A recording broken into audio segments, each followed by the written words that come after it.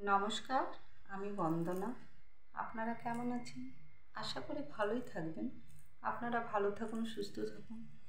আজকে আমি যে যোগাসনটার বিষয়ে কথা বলবো, সেই যোগাসনটার নাম হলো গোমুখ আসন। আসুন তাহলে দেখা যাক এই গোমুখ আসন করলে কী কী উপকার পাওয়া যাবে। এই গোমুখ আসন করলে ঘাড়ে স্পন্ডাইলাইসিসের ব্যথা দূর হবে, নিদ্রাহীনতা দূর হবে, অর্শ দূর হবে, পায়ে বাতের ব্যথা দূর হবে, পায়ে সাইটিকা বাতের ব্যথা দূর হবে ও ফুসফুসি ভালো রাখতে সাহায্য করবে। আসুন তাহলে এই আসনটা করা হোক।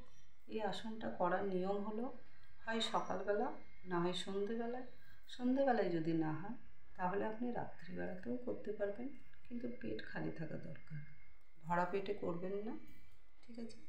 আমি এই ভিডিওটা করার জন্য ঘরের মধ্যে করেছি, আপনারা একটু খোলামেলা জায়গায় করার চেষ্টা করবেন। তাহলে আসুন আসনটা কী করে করতে হয় দেখে নিন।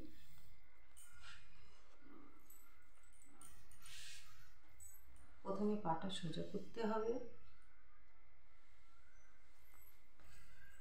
একটা পা ভেতরের দিকে দিতে হবে,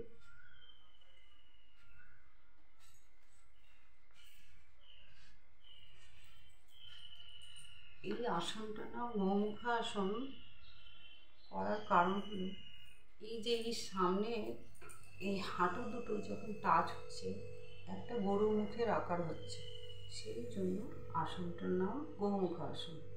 হাঁটুগুলো এইভাবে সেট করে নিলাম, এবার পায়ের পাতা দুটো ধরে সেট করে নিলাম। এবার দেখতে হবে যেই পাটা ওপরে সেই হাতটা ওপরে যাবে।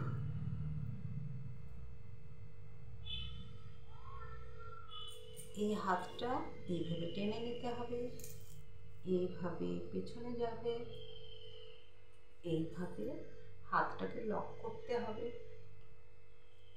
দৃষ্টি সোজা রাখতে হবে, পিঠ টান রাখতে হবে।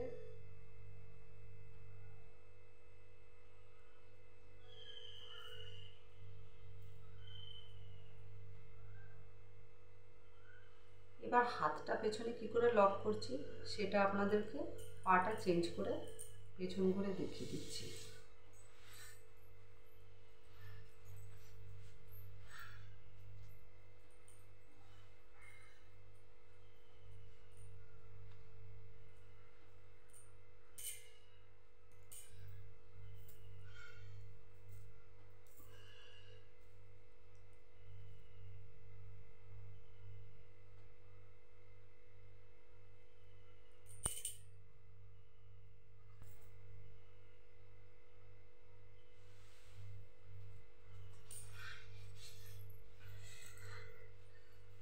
আমার আসনটা করা হয়ে গেছে, আপনারা এটা পা চেঞ্জ করে করে 3বার করবেন, ঠিক আছে?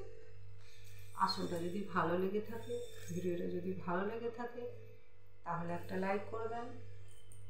নমস্কার।